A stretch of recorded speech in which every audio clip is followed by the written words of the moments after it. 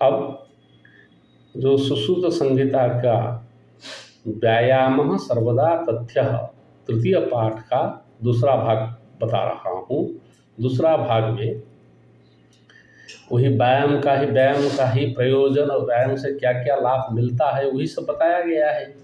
अब श्लोक है, व्यायामं कुर्वतो नित्यं विरुद्धम अपि भोजनम विदग्धम अविदग्धम वा निर्दोषम परिपच्यते।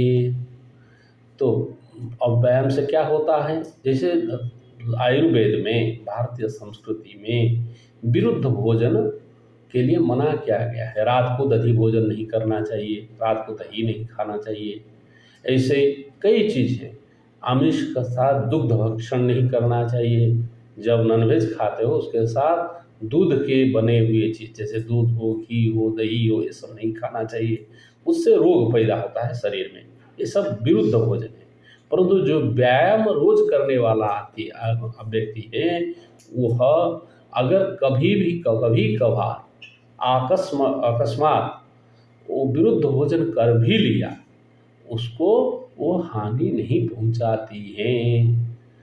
जैसे कोई रात को अकेजनली दही खा लिया, कहीं भोज में खा लिया, उसको कफ नहीं करता है। अगर व्यायाम करने वाला आदमी वो पच जाता है।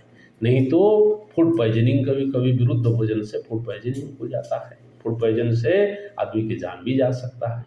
इसीलिए कहते हैं व्यायामं कुर्वतो नित्यम। व्यायामं कुर्वतो नित्यम मतलब कुर्वतः, क्रोध धातु से शत्रु प्रत्यय करके कुर्वतः नित्यम, रोज व्यायाम करने वाला। विरुद्धमपि भोजनम, विरुद्ध भी भोजन कर ले। बा विदग्धम अविदग्धम वा विदग्धम, जो उपयुक्त भोजन है, जो अविदग्ध, जो अनुपयुक्त भोजन है, वह कर ले, खा ले गलती से। निर्दोषम परिपच्यते, उसमें बिना दोष से वो पच जाता। जैसे भीम जी बड़ा बलशाली थे, इसीलिए उतना उनको विष भी पिला दिया गया। दुर्योधन आदि सब शकुनी मामा के कहने पर विष पिला दिए, फिर भी वो विष को पचा लिए, उससे उनका विष भी पच गया। तो अविदग्ध जो चीज़ है वो जो खाने के योग्य नहीं है, वो सारे व्यायामी लोग आदमी के नित्य व्यायाम करने वाले के पच जाते हैं। और व्यायामो ही सदा पथ्यो बलीनाम स्निग्ध भोजिनाम, बलीनाम स्निग्ध भोजिनाम व्यायामो ही सदा पथ्य। जे स्निग्ध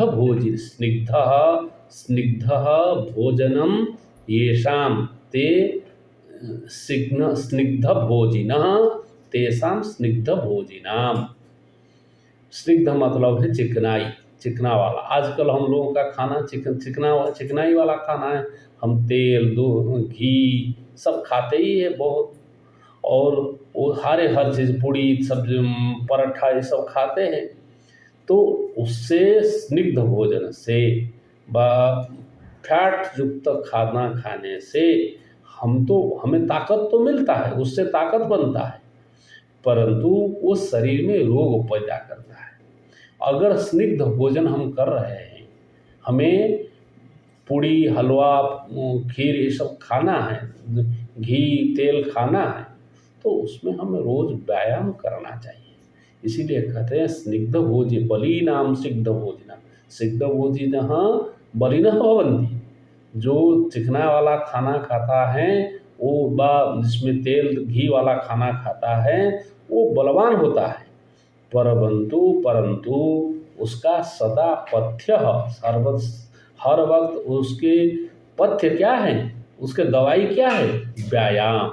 स्निग्ध भोजन खा करके, तो चिकनाई वाला भोजन खा करके, तैलाक्त भोजन खा करके व्यायाम करना चाहिए। व्यायाम उसका पथ्य मतलब उसके दवा है, उससे स्निग्ध भोजन पच जाता है। सच शीते वसंते च तेषां पथ्यतमः स्मृतः। सच मतलब सच व्यायाम, वह व्यायाम शीत ऋतु में और ठंडी में भी और वसंत ऋतु में भी तेषां पथ्यतमः स्मृतः तेषां स्निग्धभोजिनां तेषां मतलब केषां स्निग्धभोजिनां पथ्यतमः पथ्येषु उत्तमः पथ्यतमः पथ्येषु श्रेष्ठः पथ्य मतलब जो दवाओं में भी श्रेष्ठ है ये शास्त्र स्मृतः कहा गया है समझा गया है। तो चाहे ठंड हो चाहे बसंत ऋतु हो तो स्निग्ध भोजन करने के साथ साथ हमें व्यायाम भी करना चाहिए। इसलिए कहते हैं आगे सर्वेषु ऋतुषु अहरः पुंभिरात्महिति शिभिः। सर्वेषु ऋतुषु ग्रीष्म वर्षा शीत सारे ऋतुओं में पूरे 6 ऋतुओं में ऋतुषु अहरः अहनि अहनीति अहरः अहनि अहनीति अहरः अहः अहः अहरः प्रतिदिन क्या करना पुंभिरात्महिते शिभिः। जो पुरुष शब्द यहाँ सिर्फ पुरुष के लिए नहीं है, जो व्यक्ति जो जन क्या कहते हैं आत्महित चाहते हैं अपना हित चाहते हैं सत बलस्यार्थेन कर्तव्यो हंत व्यायामो हंत्यतोन्यथा। बलस्यार्थेन कर्तव्यो अपने बल से आधा तक व्यायाम करना चाहिए कर्तव्यो हंत्यतोन्यथा नहीं तो अन्यथा हंति वो क्या भोजन है आपको मार ही देता है। हृदय स्थान स्थितो वायुर्यदा वक्तं प्रपद्यते। क्या जब व्यायाम हम करते हैं हृदय में जो वायु हृदय में बेकार पड़ा है वो हृदय में जो वायु है जब वक्त्र से मुख से निकलता है जब हमारा सांस व्यायाम कर करके सांस फूलने लगता है। व्यायामं कुर्वतो जन्तोस्तद्बलार्धस्तस्य लक्षणम्।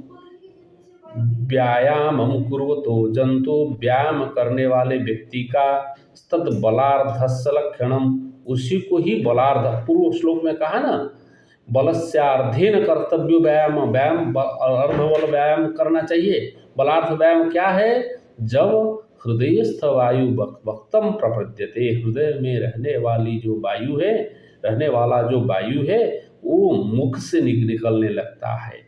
व्यायामं कुर्वतो जंतोस्तद्बलार्धस्य लक्षणम। जंतु मतलब व्यक्ति का व्यायाम करते वक्त उसी को ही बलार्ध व्यायाम कहते हैं।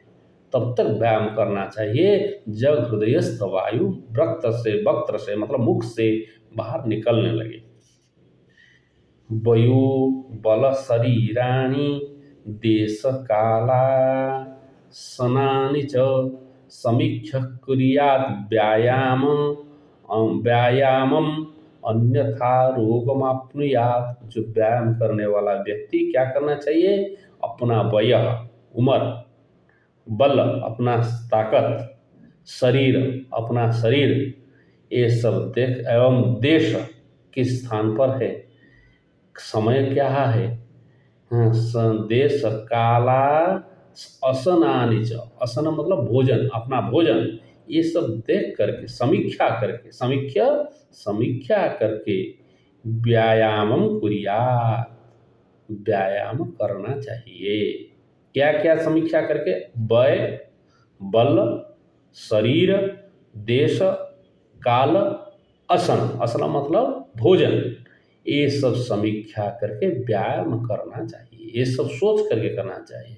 अब बुढ़ापा है बूढ़ा आदमी है अब उसने 10 किलोमीटर दौड़ पड़ा या शरीर में रोग है जैसे हार्ट का बीमारी है उसमें बहुत कठिन व्यायाम करने लगा तो उससे शरीर में रोग हो जाता है। इसीलिए कहते हैं वय बल शरीर देश काल असन भोजन ये सब समीक्षा करके, देख करके, विचार करके, समीक्षा मतलब विचार करके व्यायामं कुर्यात्, व्यायाम करना चाहिए। अन्यथा रोगमाप्नुयात्, अगर ऐसा नहीं करेंगे तो क्या होगा? अन्यथा रोगमाप्नुयात्, अगर बल शरीर देश काल असनादि को, भोजनादि को समीक्षा करके व्यायाम नहीं करते हैं, अनुचित व्यायाम करते हैं, तो क्या होगा?